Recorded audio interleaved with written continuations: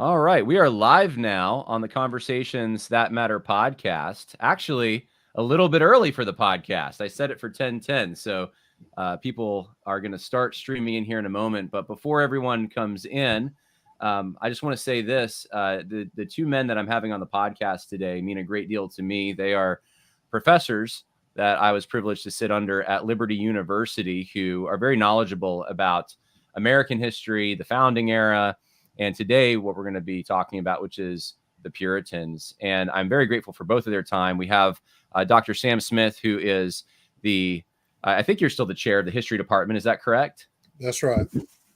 And then Dr. Carey Roberts, who is a vice dean in the College of Arts and Sciences. Is that still correct? That's right. All right. Well, thank you so much for giving some of your precious time to me and to the audience to talk about what I think is an important topic, the Puritans and their legacy in American history. I'm excited to get into it, so I appreciate it. Thank you. Pleasure to be here. Playing good cop, bad cop, right? Is that the strategy here? Well, we didn't really discuss a strategy other than we're just going to talk about the Puritans. I think I gave you some examples of. Oh, here we go. It's already happening. It's already happening. Is this going to be more anti-Puritan slander, John? Okay, so I think I gave you some examples of some of the Puritan enthusiasts. They're not happy with the 1607 project, and I know both of you watched that. I know, Dr. Smith, you were in that, and you said some things. Actually, you said some positive things about the Puritans. You also said some negative things, and so I want to parse that out a little bit today and maybe start out with just a basic question for those who might not know. Who are the Puritans? When we talk about Puritans, what are we talking about? Well, we're talking about 16th and 17th century Reformed Anglicans. There's a rich history of the development of Puritanism in England and then, of course, in Scotland.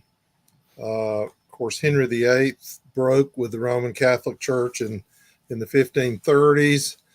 And then when, although that was not a theological reformation, so a lot of the Catholic doctrine remained in the Anglican Church.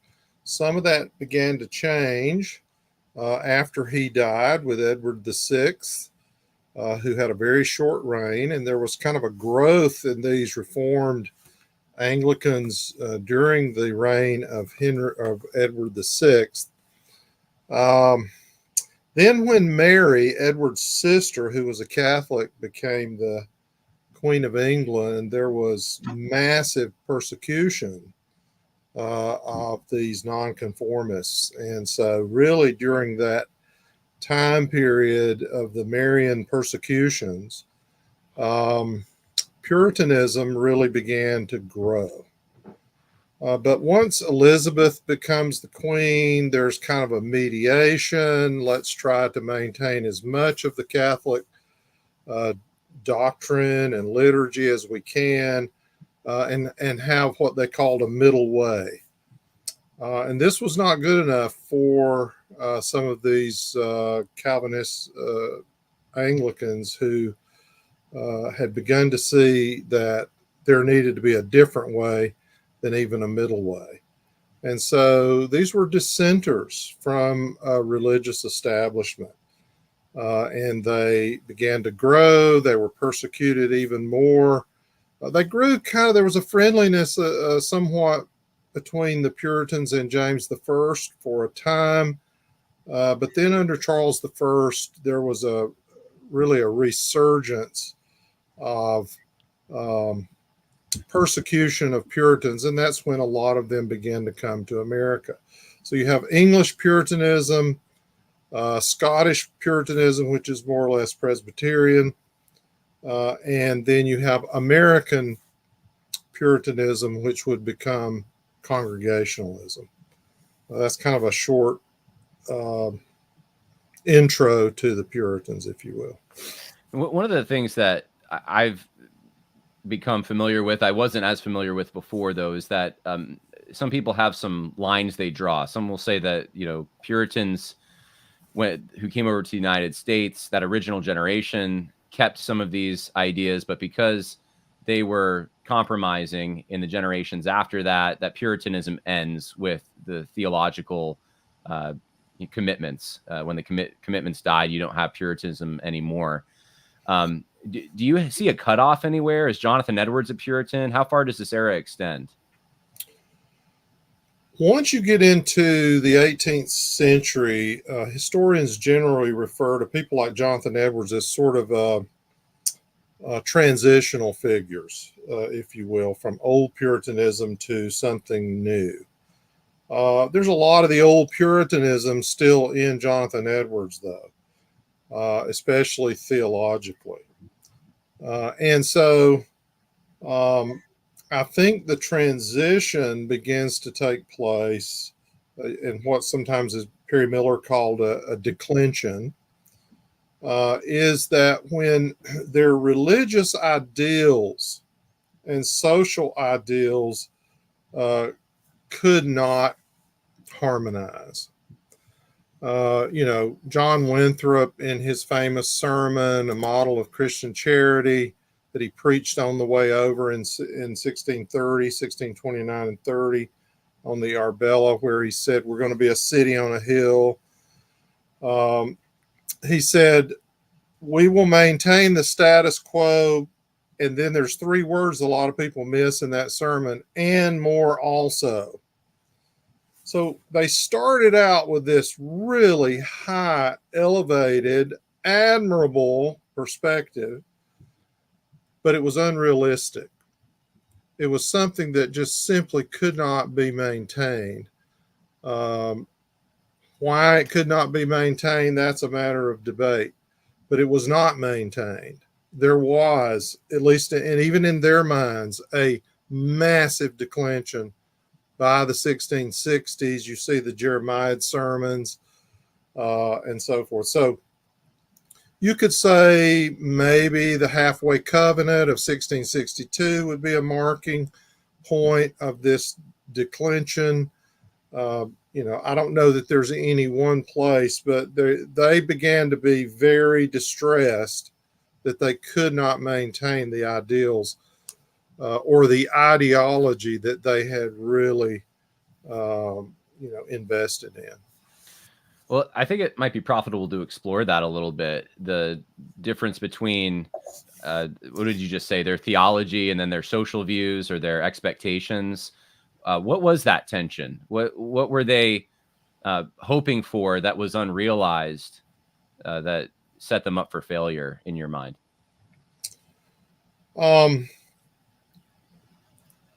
I think there's an early on a philosophical underpinning of the Puritan experiment. It's the old Cambridge Platonists or the Neoplatonism that really had a lot to do with the way they thought about theology. I think in some ways it hurt their own theological aspirations. Even all the way, from the mid 1600s, even to Jonathan Edwards, there was a strong investment in Neoplatonism, which, is kind of a quasi-Gnosticism.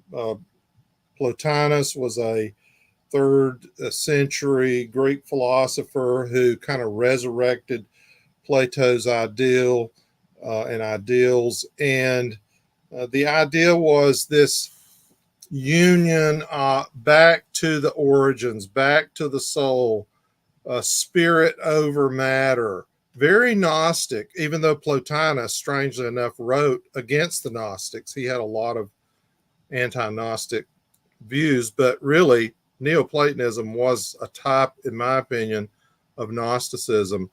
Jonathan Edwards, if you read George Marsden's biography of Jonathan Edwards, he talks about how that Edwards was deeply invested in Neoplatonism. Perry Miller's article From Edwards to Emerson explains how that the philosophical underpinnings of Puritanism, especially with Edwards, became a bridge even to things as radical as transcendentalism. So there's so much to appreciate in the Puritans, so much good theology, etc. But there were some real questionable things that they were very much invested in that I think threw a damper on what they were trying to do. Well, I think there's probably three major things to talk about, and we've already started talking about two of them, but that would be the extent to which they were or were not influential, because that is of course, one of the big stories about America. You'll hear even in the most right-wing think tanks and Christian conservative outlets, it seems like the Puritans are they're almost founding father status when it comes to evangelicalism in the minds of modern evangelicals in the United States. So, so that emphasis is something I think we need to talk about. And then obviously what we've already been talking about are the positive and perhaps negative contributions that the Puritans have made. And so we can go in many different directions here, but this is to satisfy my own curiosity and to also include you, Dr. Roberts. I know you spent some time in England teaching, and I know there's certain regions of England, I think, in the eastern part, East Anglia, if I'm not mistaken, is that more Cavalier? And then or that's more Puritan rather, I think. And then the western parts are more Anglican, but there's different, I don't know how the map exactly works out. Did you notice differences between these regions, just like we in the United States see the Northeast as different than the South, when it comes to Puritans dominating that area? Well, sure. Anyone who's ever traveled throughout the British Isles recognizes that there are still distinct regional differences. Now, those regional differences are fluid. They evolve and change over time. The Puritan migration comes primarily from Eastern England, East Anglia. And as the name implies, it was settled by Angles. And so there was a kind of ethnic composition to them.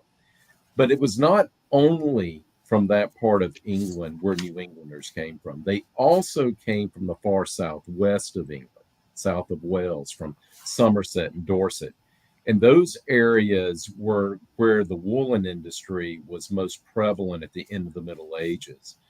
And there are some important geopolitical circumstances that occur where the British are shut out of the European wool market, and it causes that area to undergo a pretty extreme depression. So you've got a collection of people with very distinct theological perceptions of the world around them that are also financially in trouble. And they had a kind of middle class life before these economic problems occurred, and they really are also trying to preserve that. Now, so to go into what Salm is talking about with their Neoplatonic views, where you see this really show up is in their understanding of human society, human organization, the world around them. They have a view of human beings coming together to form an organic whole when they establish their communities and their societies. There's no room for what we might call today parallel societies coexisting in the same place and time. Everything is treated as part of one unified city. The city on the hill, right? They're engaging in an errand into the wilderness to build a city that all are going to be a part of.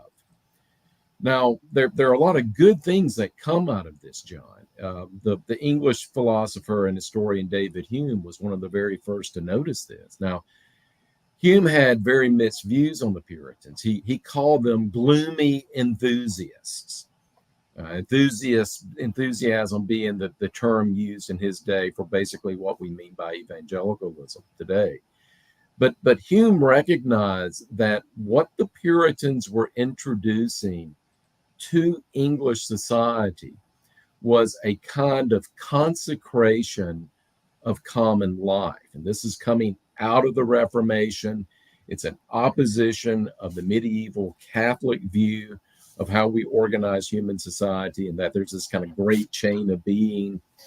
Those closer with God had a more privileged occupation in the world. But what the reformers and through them the Puritans insisted upon is that any occupation is capable of glorifying God. And so the things that Hume liked most, which was conserving common life, he found the Puritans as instrumental in achieving that.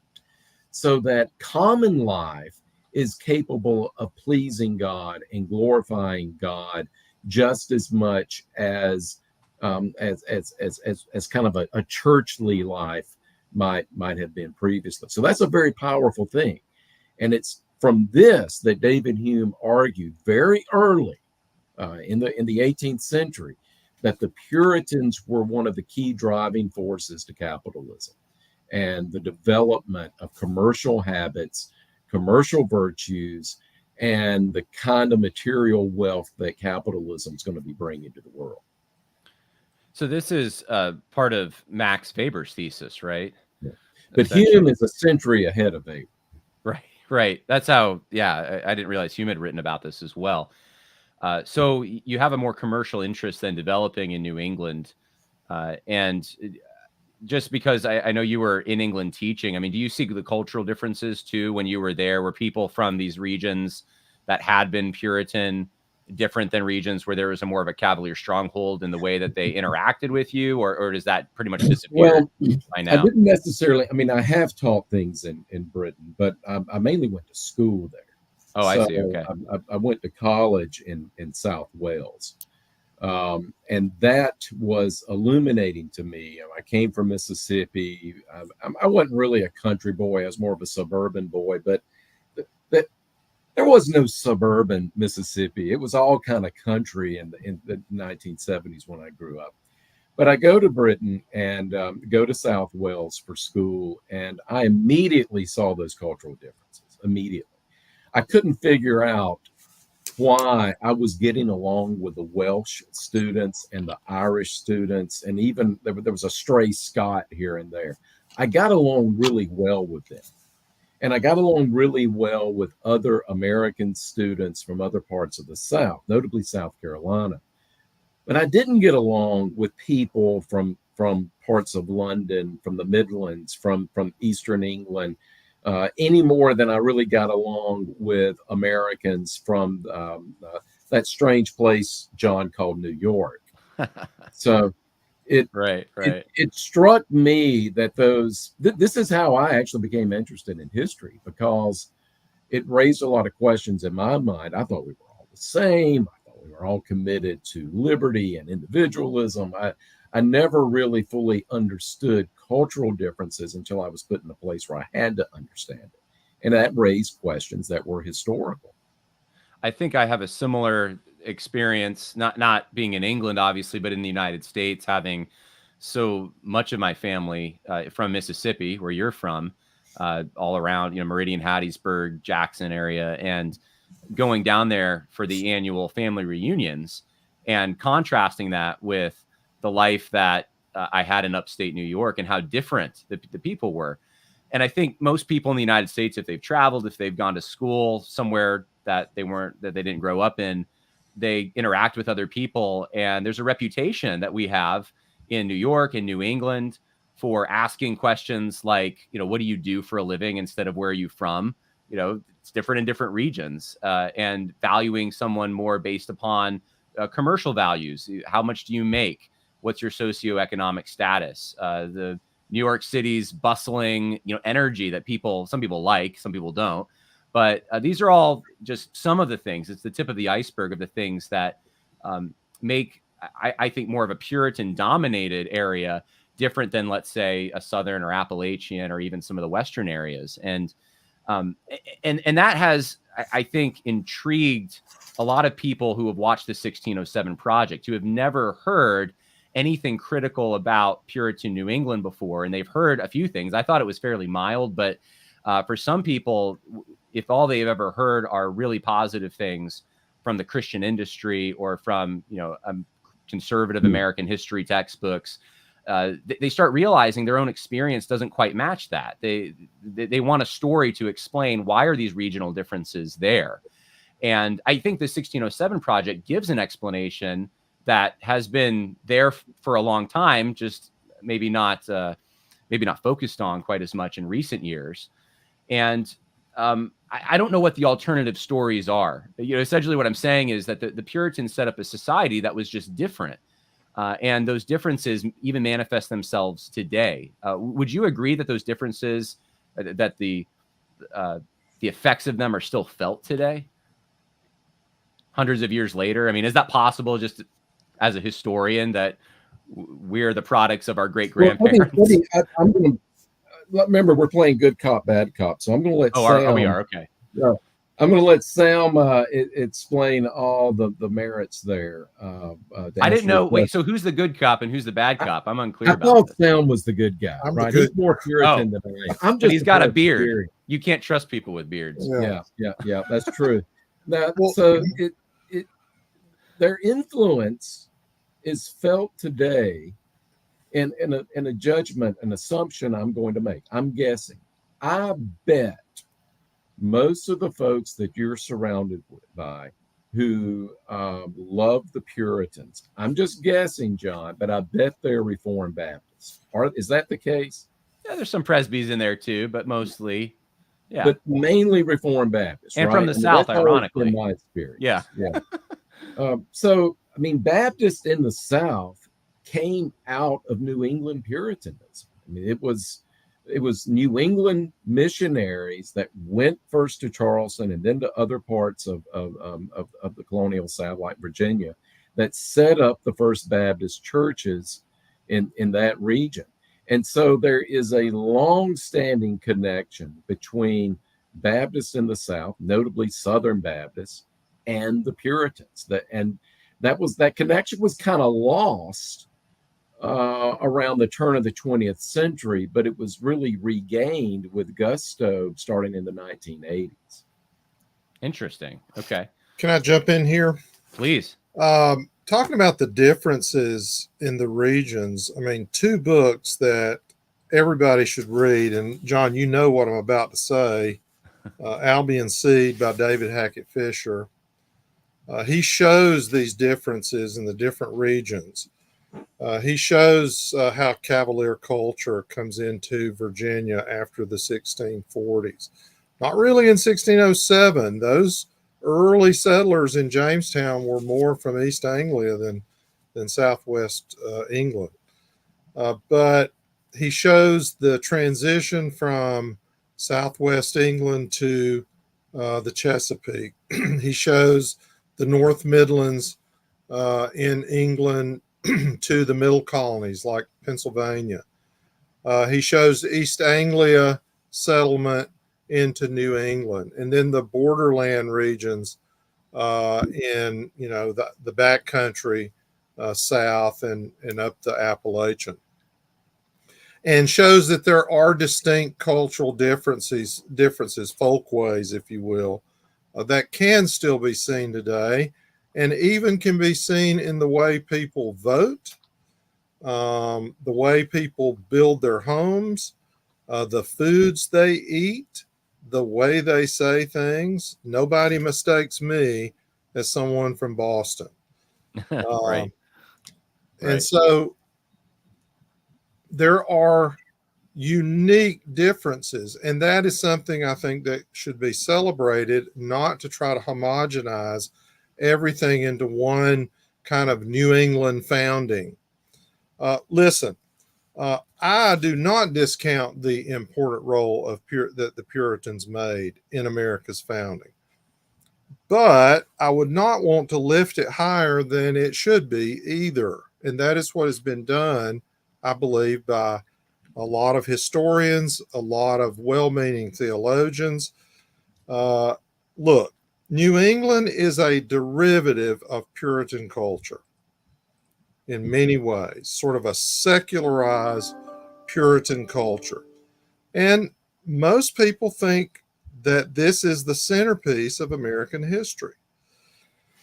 And it's a wonderful part of American history in many ways, but I don't think it's the centerpiece. And the historian that I think people should read that in my mind proves this is Jack Green in his 1988 book, Pursuits of Happiness, where he does this deep dive into the different regions, kind of like David Hackett Fisher did. And he's trying to solve the problem or the question, is New England, as so many believe, the centerpiece of American history? Because that is sort of the assumption. When I talk to students in my colonial history classes, most of them, when I talk about religion, they automatically default to Puritanism. They know very little about Anglicanism in Virginia, Southern Presbyterianism in the Carolinas, Reformed Baptist in Charleston, etc. It's just all about the Pilgrims and the Puritans. And that's a wonderful part of our history. They gave us so much. They taught us about the importance of dissent from establishment. They taught us about the importance of commitment to orthodoxy. Very bibliocentric and Christocentric in their preaching, very much oriented toward preaching to the mind, not just the emotions, and so forth. I could go on and on of the value of this. But as I mentioned earlier, there was a problematic philosophical underpinning in a lot of the Puritan experiment that caused a rapid decline. And what Jack Green shows in Pursuits of Happiness, and Jack Green, so far as I know, is not a believing Christian. Johns Hopkins University professor, very well-known colonial historian. He concludes that there's only one region in early America that went through this type of declension, and it was New England. He shows how that even in the middle colonies, in the Chesapeake, and in the borderland regions, they developed up from a lower state to a more developed state in developing institutions, etc. Whereas New England starts with this very high mark, city on a hill, and more also that John Winthrop talks about, not just the status quo. We're really going to show people how to establish a Christian society. Wonderful aspiration, but it didn't last. And so to take that as the centerpiece of American history, I think is a mistake, because it really is not as admirable as it is. So, just to jump in and add to this, please. When you think about the kind of Neoplatonism that Sam described earlier in the conversation, this emphasis on seeing human society as a singular whole, right? Everything's one and the same. There's no division between family and community, between church and state, between vocation and friendship. All is treated and subject to the same standards and concerns. Well, one of the things this does is it fosters among New England Puritans a sense that all things are subject to spiritual questions, that everything can and should be spiritualized. Go back to David Hume. Hume said that the Puritans in the British Parliament, even in debates on tonnage and poundage, very routine kinds of questions about governmental operations, he said even those debates became subject to theology and metaphysics. And what that ends up doing is it makes the Puritans incapable of envisioning a larger society that is made up of more cultural groups than just New England Puritans. So it fosters within them this insistence, if we're going to have a country, it's got to be a New England country. If we're going to have a founding, it's got to be a New England founding. If we're going to have a beginning, it's got to start at Plymouth, not at Jamestown.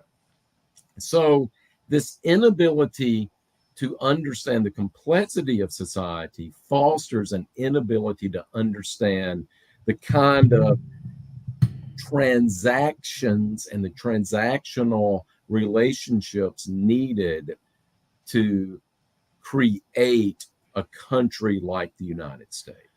I think it would be good if we could have some concrete examples and then maybe trace, I know you said Neoplatonism, but maybe where the spirit arose from, if this is a pietism, or what avenues the Neoplatonism or whatever this flattening tendency came from. So, the first example that jumped to my mind, and I'll see if maybe you think this is a good one, is I was in Boston doing the Freedom Trail years ago. And there's a story about a man who came back from being out at sea. And he had been out for more than a year, and he comes back and he kisses his wife right on the front step of their house. And then he spends the rest of the night in jail because you're not supposed to do that in public. And there's no, and I understand there has been some backlash against some of the modern leftist interpretations of the Puritans that makes them even more rigid perhaps than they were. But you can't tell me there's not a rigidity to that. There's not a situation that should be considered in that. Do you have other examples maybe of what you're talking about, Dr. Roberts, with this flattening tendency? Well, I think you see it across the span of New England colonial history. I mean, it's not something that is, and it has some good things, by the way, John. It has good repercussions as well as bad repercussions. So here's one simple example. The Massachusetts General Court, that's what they called their colonial assembly. It had over 600 delegates in Massachusetts, colonial Massachusetts. We're not talking about, just hundreds of thousands of people here. We're certainly not talking about millions upon millions, but they had 600 plus delegates. And all of that was in an effort to try and achieve as close to unanimity in their political decisions as they possibly could. Many historians have recorded how New England town meetings, they would have votes, but they wouldn't record the votes. In other words, there may be a division of between, say, 60% of the votes and 40% of the votes on some important decision. But when it was recorded as sort of unanimous, because they couldn't allow that kind of division to be publicly embraced. And so that to me is part and parcel of this. I think Sam may have better examples than I do, but that's what immediately comes to my mind. Yeah, go for it.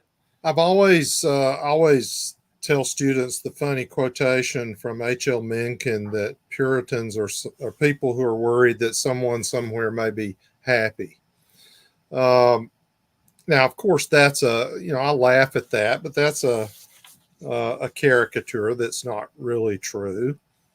But there's some truth to it. If you read Michael Wigglesworth, for example, and his Doomsday poem, which was one of the best-selling pieces of American literature on into the 1800s, and he was professor at Harvard. He was a minister.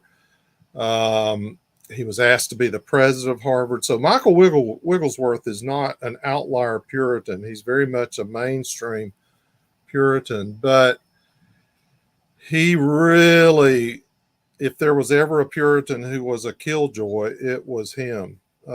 He hated his body.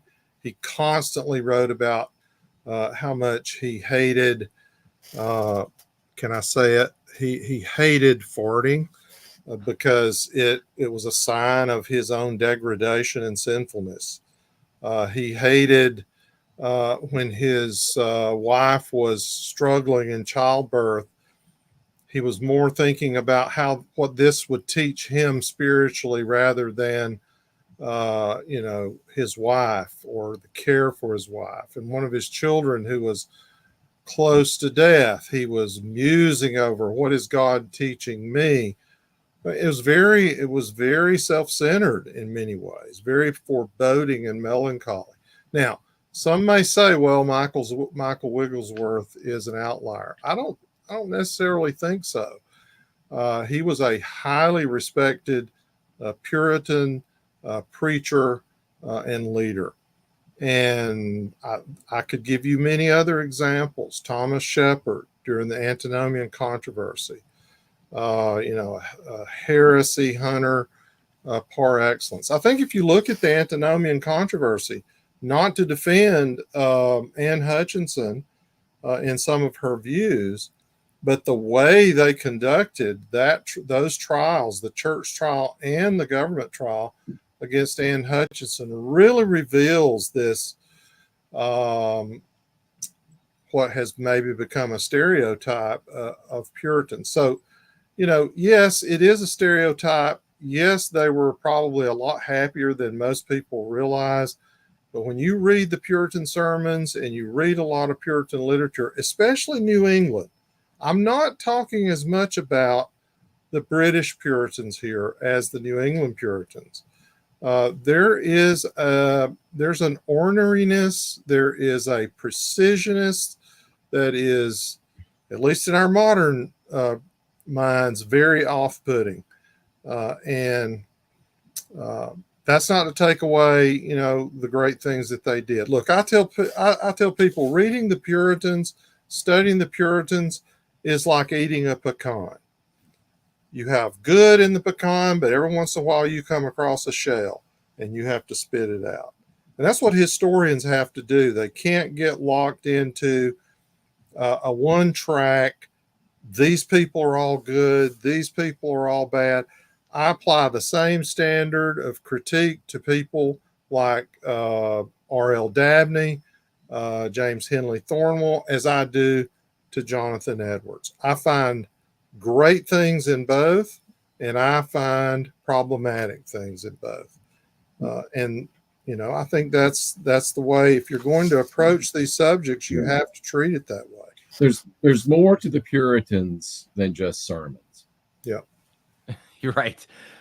So if anyone out there who's listening has questions, I am already taking note of some of the questions that have come in, and I will ask Dr. Smith and Dr. Roberts your question if you're on YouTube, Facebook, or X.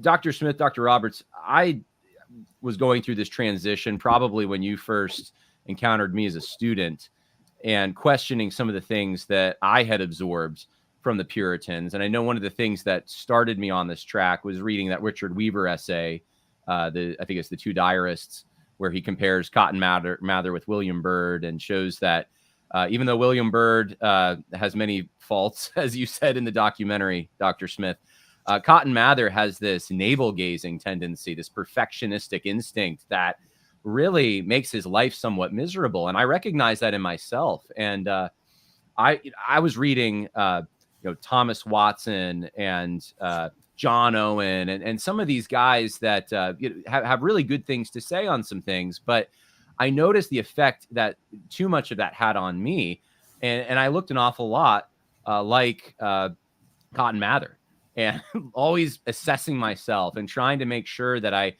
push everything in my life through this narrow channel of evaluation so that I can consider it worship. Am I brushing my teeth to the glory of God? I don't know. Was I worshiping as I did it?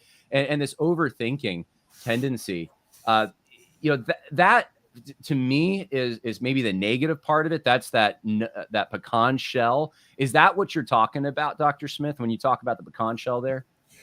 Yes. And so I'll give you an example.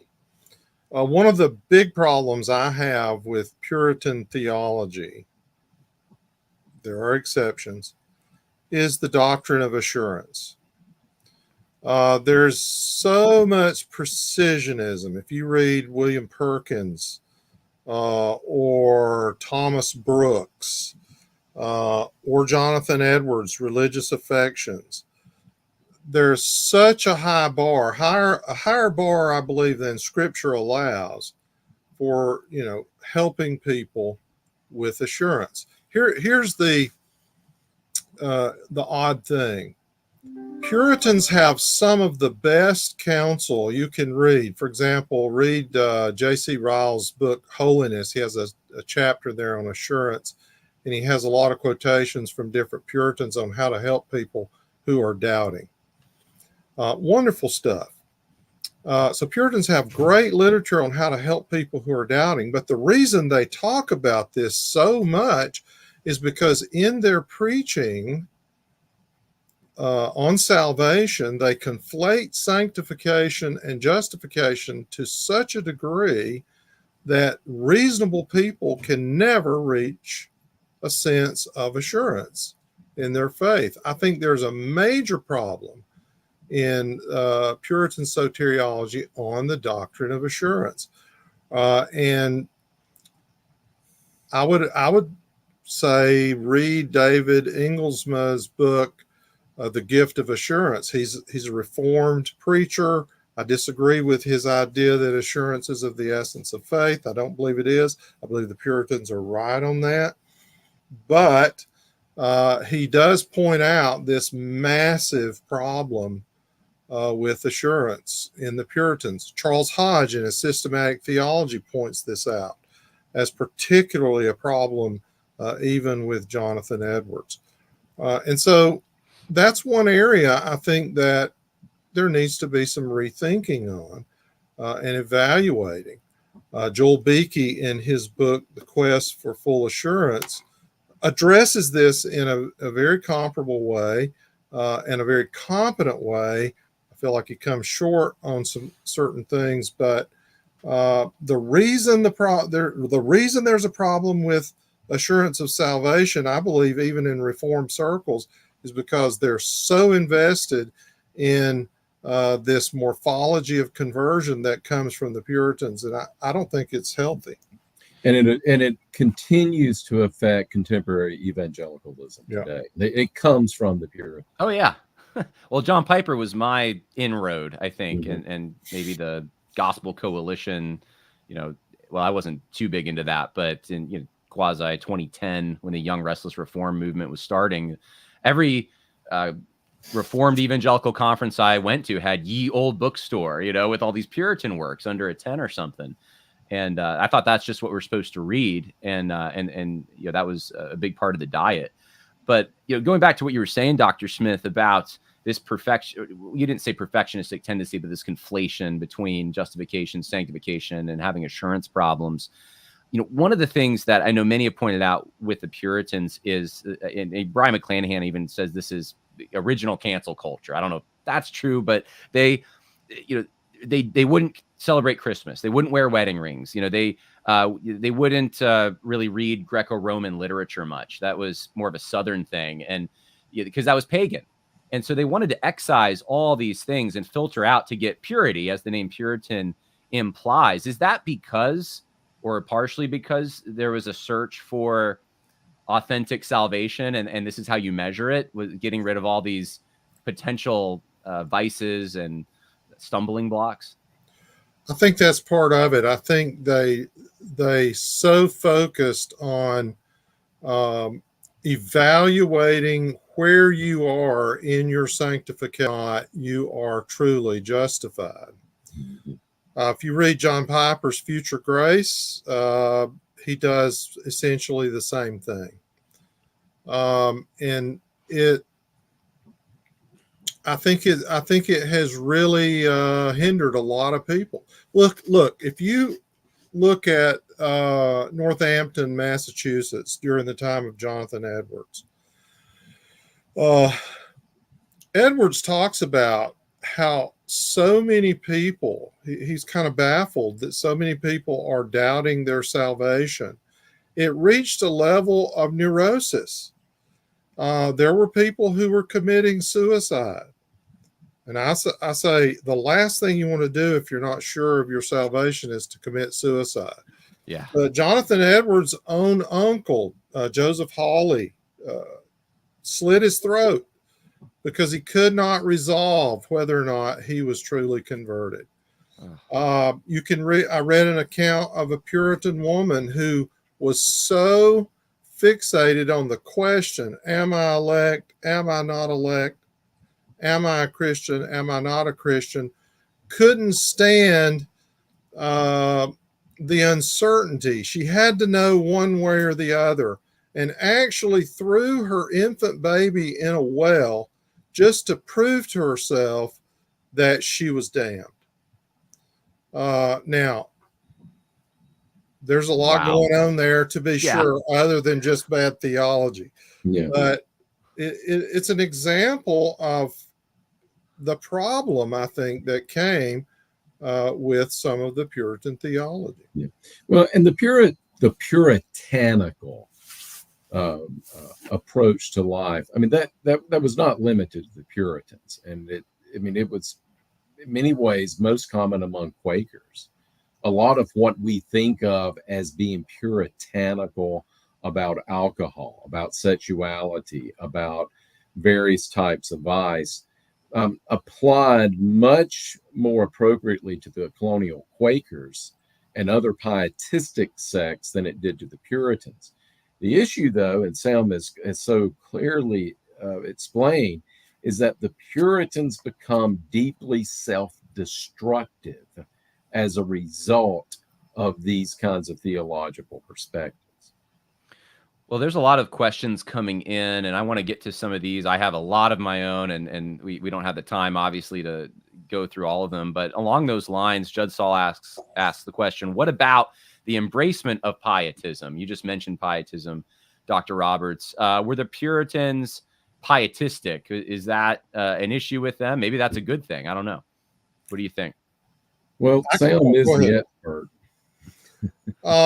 Cotton Mather kept a close correspondence with August Franke, the kind of the seminal German pietist. And so I think there is a lot of intermixture of continental pietism with Puritanism. So the Puritan theological construct is very intellectual, very objective in theology, but there's a deep strain of subjectivism that is in Puritanism as well, experientialism. That a lot of Reformed people kind of criticize experientialism in modern evangelicalism today, as well they should. But there's a lot of that in the Puritans, a lot oriented toward what was called the mystical syllogism, where your feelings have a lot to do with determining where you are with God. And so I see a lot of pietistic strains. Now, the pietists came along more or less in the 1670s and 80s. So it's, as far as an actual transition of pietistic thought into Puritan thought, it would be later for the American Puritans per se. But I think there's a lot of similarities. I know we had a question, and I'm having trouble finding it now, but it was back in the thread where someone was asking about the transition from Puritan to Yankee Unitarian. And what I have found is that a lot of conservatives who would probably agree with us on everything just about today when it comes to the modern critique of society like to say, well, there were the Puritans, and then things got off track and the era closes. And so then the Southerners become the vanguards of orthodoxy at that point. And you can jump to, as you mentioned before, Southern Presbyterian theologians like Palmer, Dabney, Thornwell, etc. And so it doesn't really bother them that the Puritans stand in this line, that it was their children who essentially went Unitarian, adopted social reform movements, and perhaps in the narrative that 1607 traces, you could trace it to even modern liberalism. So do you see that break? How would you characterize that break? Do we have the Puritan spirit carrying on after they compromise on theology, or is this just a new group of people and we need to separate Puritans from Yankees, essentially? Is that me? I don't know. Who wants to go? Well, Dr. Roberts, you haven't said anything in a while. I don't know. Go if you ahead, have. Dr. Roberts. Well, there is a kind of break that takes place. Samuel Adams is not officially a Puritan, even though one of his most famous biographers, I think that was the title of the biography, was Old Puritan. John Hancock is not a Puritan in that sense. A number of Oliver Ellsworth, Gorham, and a lot of the men at the Philadelphia Convention in 1787 from New England, Roger Sherman. It may not be appropriate to call them Puritans, but I think it is appropriate to talk about a kind of I don't want to use the word civilization, maybe, but a kind of well-defined society with a very well-defined tradition of political perspective and social perspective that is continuous. I have long said and long taught that Calvinism restrained some of the worst elements of this sort of East Anglian cultural heritage that they're bringing over from the British Isles. And I think the breakdown of Calvinism clearly paved the way, opened the door for Unitarianism and other kinds of perspectives that become deeply, deeply troubling. But there is something within the theology, there is something within their understanding of doctrines that also paves the way for these kinds of things. And you do have Unitarianism in other parts of the country, but you just don't have it anywhere like you do in New England. And it's hard to step back and say, oh, well, Puritanism must not have had anything to do with that, when in fact it clearly had to. I mean, there's just too many variables that are coming together. Yeah. One thing I would challenge people to think about is, as Reformed people, we believe in the perseverance of the saints, right? And think about that. That's plural, saints. We believe in the perseverance of the saints. Well, kind of translate that into a regional structure and ask yourself the question, why did Puritanism not persevere any better than it did in the region that it, they're the most secular place in this country, except maybe California, would be New England. Why is that? Why is the South still the Bible Belt with all of its problems? Why is evangelicalism still the common perspective, the common discussion among country folks in the South, all over the South? Why has the faith persevered in the South much better than in New England? And you can measure this by church attendance matrix. You can measure this by asking people, what their religious views are. In every go to the Pew Research Center and plug in some of these questions, and it will astound you. And it's a question that I have. Why did it not last? Why did it go so? These Unitarians and then Transcendentalists were the children and grandchildren of these Puritans. Yeah. Yeah, I know some of the explanations that are given, but none of them are satisfying or historically interesting. Like people will say things like, well, it was more urban, but at the time that these transitions were happening, it really wasn't that urban, not like today we think of urban, or they had more money. But the South was affluent before the war when these transitions were taking place, or they had more educational facilities or colleges, but the South also had these. In fact, the South, I think, had more per capita before the war. So it's just an odd.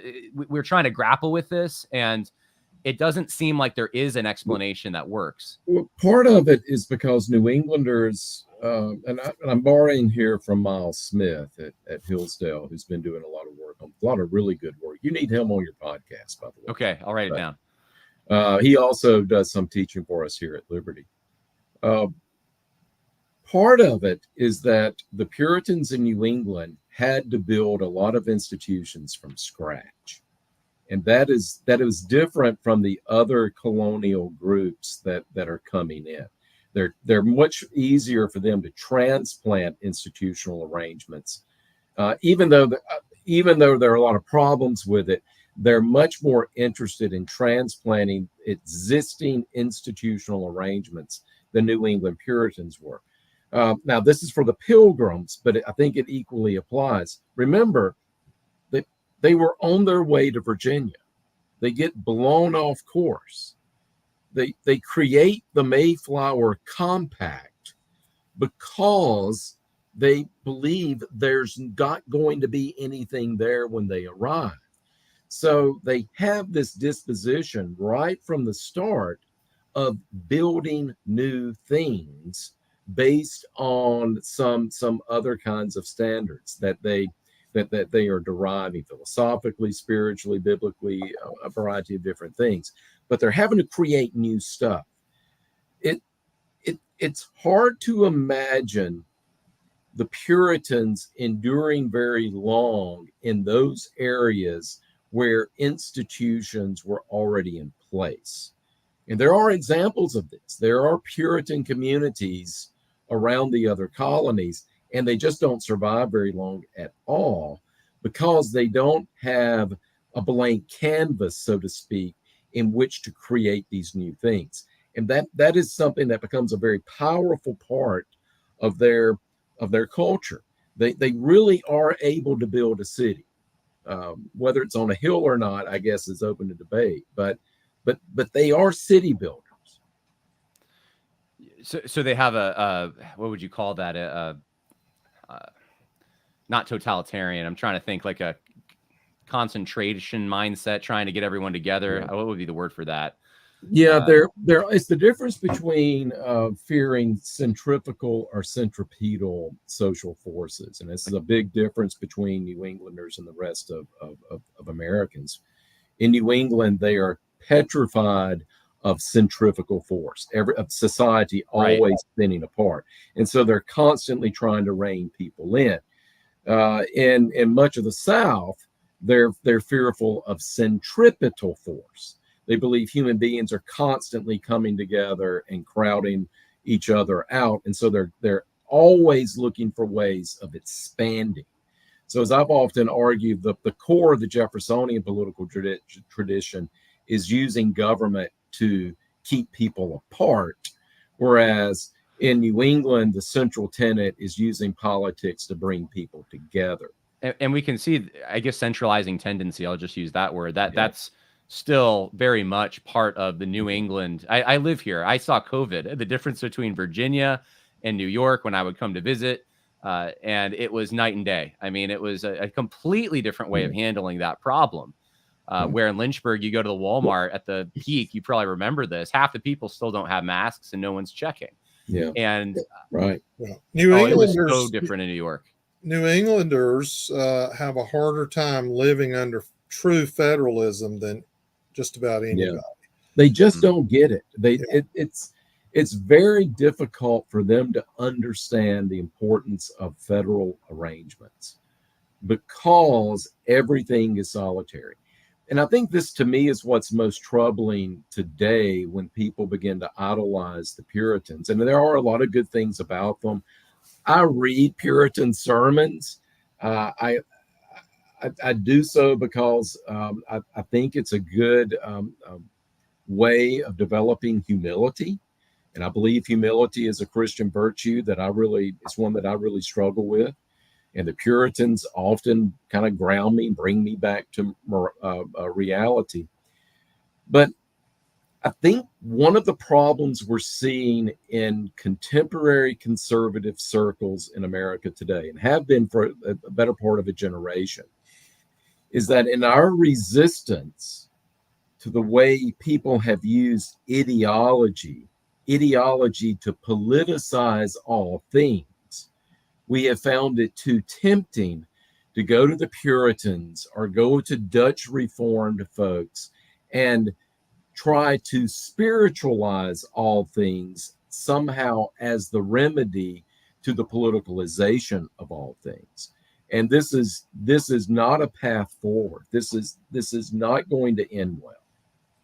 One thing I'd like to say, kind of back to Jonathan Edwards, I started thinking about in my American history lectures, in my colonial history lectures, in my colonial history grad classes, in my course on Christianity in America, I probably talk about and have students to read more on Jonathan Edwards than any other one person, because I see him as immensely important on many levels, theological, philosophical, you name it.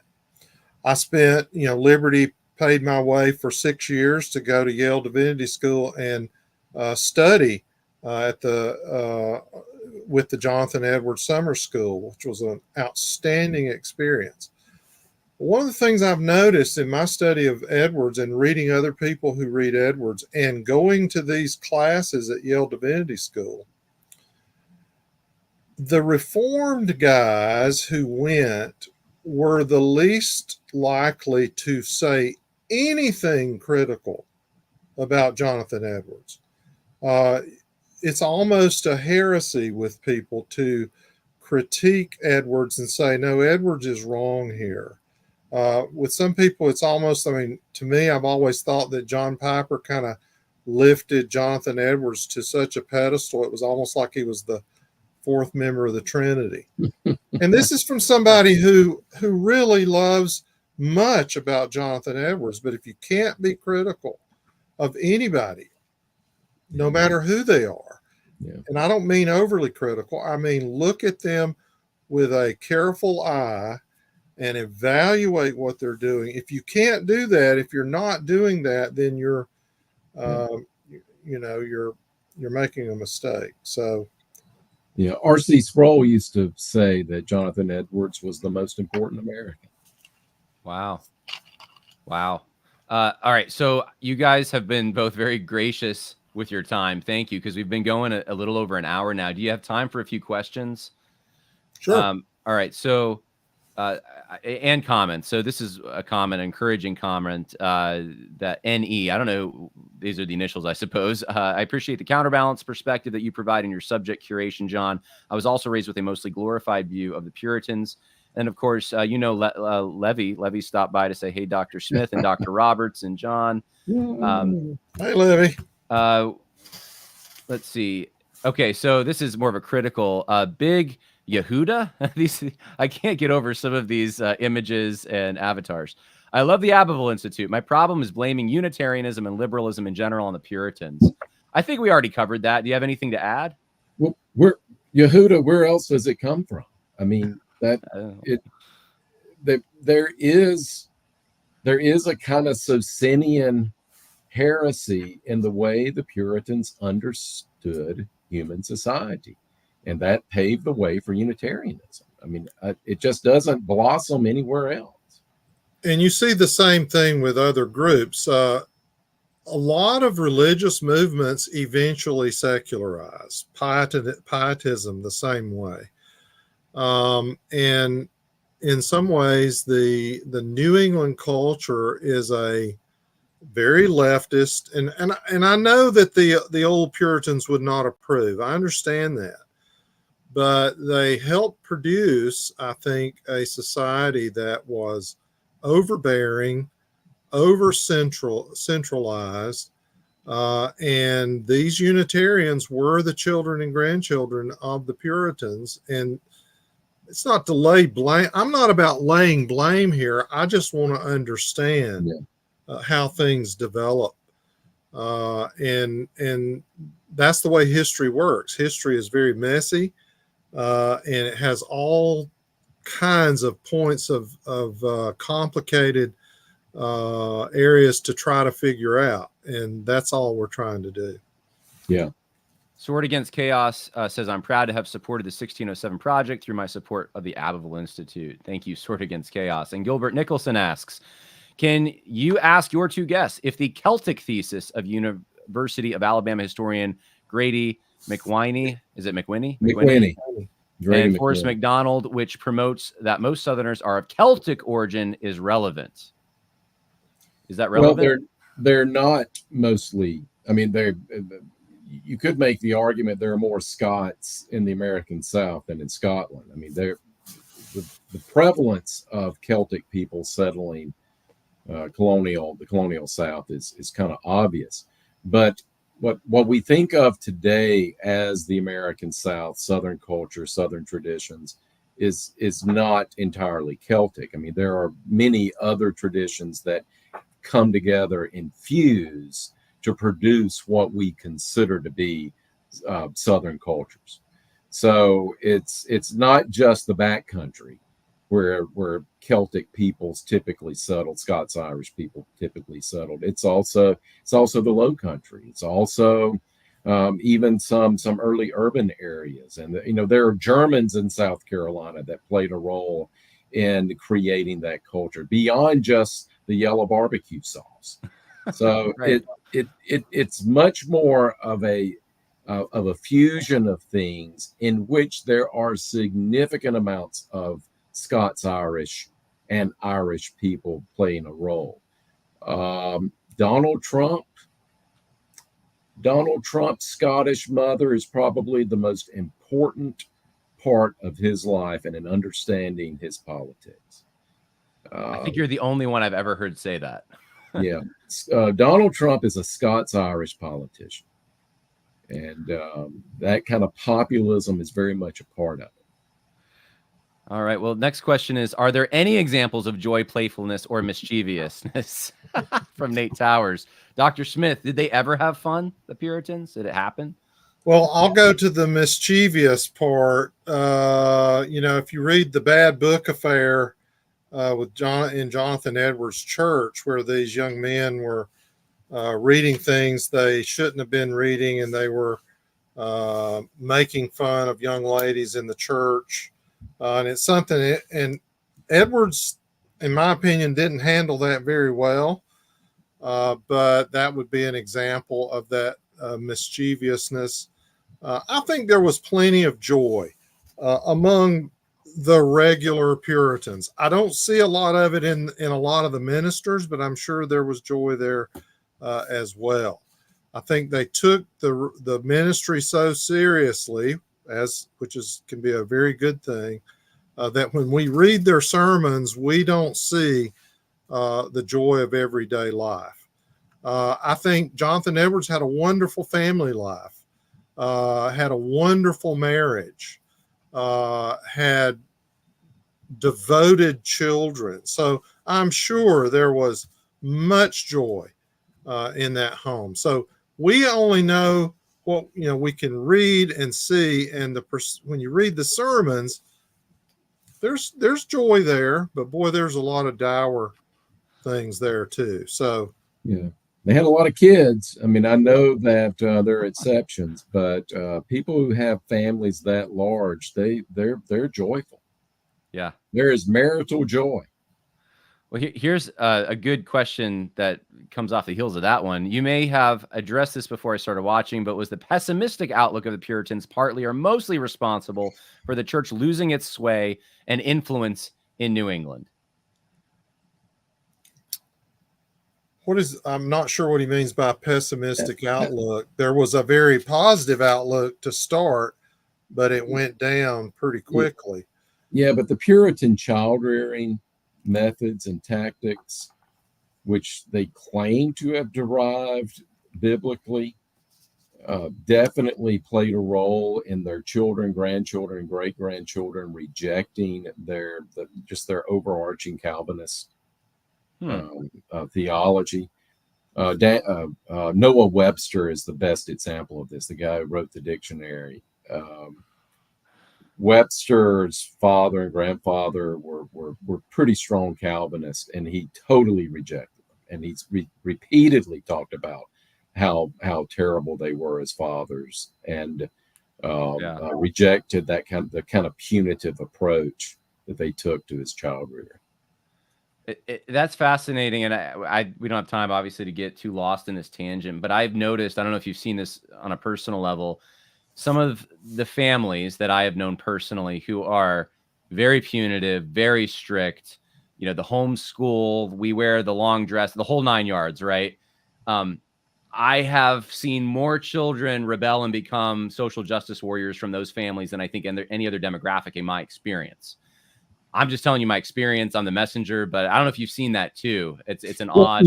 Look at the evangelical author genre that has become popular over the past few years. So many of them come out of those kinds of environments. It's weird. And they're coming out, again, I'm borrowing from Miles Smith, they're coming out of congregational, lots of non-denominational environments in which there's little denominational accountability. So there's some issue with ecclesiology there. And I have to add, that is a problem with the Puritans as well. Yeah, I would say there's a lot of Joshua Harris's out there. He wrote the book, he Kissed Dating Goodbye, and it's sort of part of that Puritan culture, and became a Reformed pastor himself. And then, I don't know, I guess he's an atheist now. I'm not sure. My family doesn't claim him, so we don't claim Kamala either. But, but it is a problem. Now, I grew up in a very strict fundamentalist home in the South, in the country. Went to Bob Jones University, which is arguably one of the strictest fundamentalist schools there was at the time. But, I didn't see the same exit. Now, there's a lot of ex-fundamentalists now. There's web pages of former Bob Jones University graduates who are, agnostic or atheist and things. I see a lot of that now. I didn't see a lot of that back when I was in school in the 70s. All my siblings went to Bob Jones, and we are all following the Lord as best we know how. And I know many people who grew up in strict fundamentalist homes who are still following the Lord, although there are plenty who have made their exits as well. Yeah. So I think it's interesting to know what are they leaving, or what is it, their interpretation of Christianity that they're leaving. Some people that just say, well, I'm no longer a Christian. When you pull back, when you unpeel the onion, you see the thing they're leaving in many ways is not very Christian after all anyway.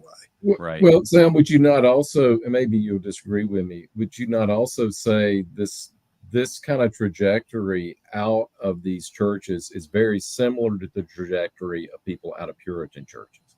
I mean, the whole point of having the halfway covenant in the 1660s is because these people were leaving the church, and they're leaving the church because they simply could not sustain the kind of spiritual disciplines that these people were insisting on. Or they were in the visible church, but the ministers had not agreed that the parents were yet converted. So they didn't believe that they should have the assurance of salvation. So they weren't full members. Now what do you do with their children? And so the halfway covenant was a compromise. Okay, we'll baptize those children because before that, you weren't supposed to have your child baptized until you had owned the covenant. And you were assured of your own, or at least you had proven that you had been converted by a sanctified life.